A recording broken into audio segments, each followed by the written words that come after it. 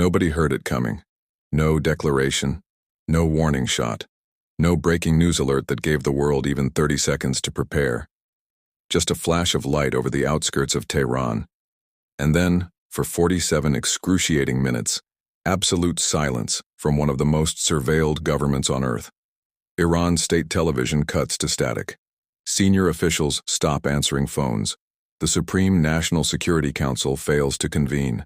And in the war rooms of a dozen nations, the same question races across every encrypted channel at once. What just happened? The answer arrives in fragments. Satellite imagery, captured simultaneously by American, Israeli, and British intelligence services, shows a destroyed compound 12 miles northeast of Tehran.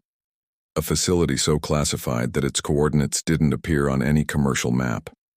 A place known to only a handful of people in the world.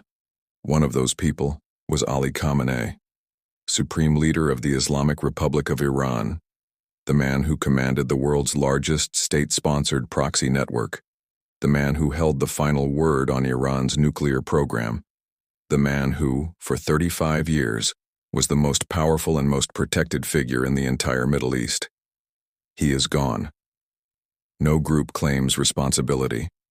Not in the first hour, not in the first day. And that silence, that deliberate, calculated silence, is itself a message. Strikes like this don't happen without years of planning, without assets embedded deep inside a system built specifically to prevent exactly this. Whoever did this wanted the world to know they could. They just didn't want to say so out loud.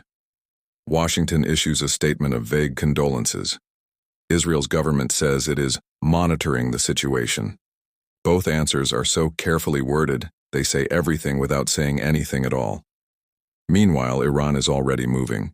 The Islamic Revolutionary Guard Corps, battle-hardened, heavily armed, and answerable to no one but the Supreme Leader, mobilizes within hours.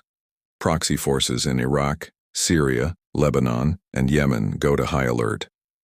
In the Persian Gulf, the USS Abraham Lincoln Carrier Strike Group quietly repositions. Patriot missile batteries go live in Saudi Arabia, Bahrain, and Qatar. This is not precaution. This is two sides stepping toward the edge of something they may not be able to walk back from.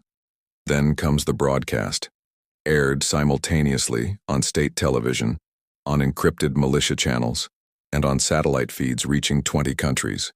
The message is delivered in Farsi first, then Arabic, then English. 3 languages, 1 meaning. The response will not be measured. It will be total. Iran's uranium enrichment program, long constrained by international agreement, is now unconstrained by anything.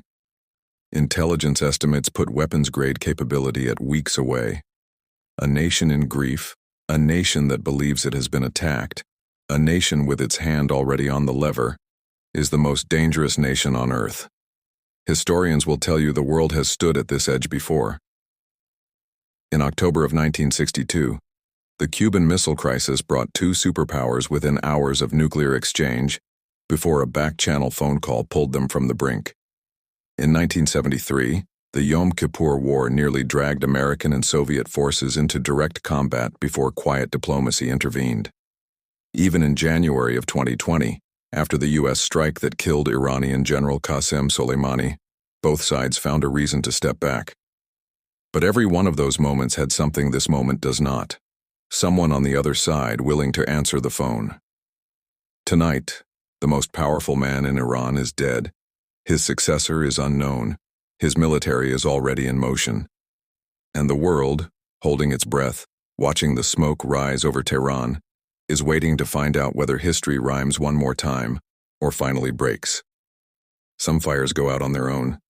This one has just begun to burn.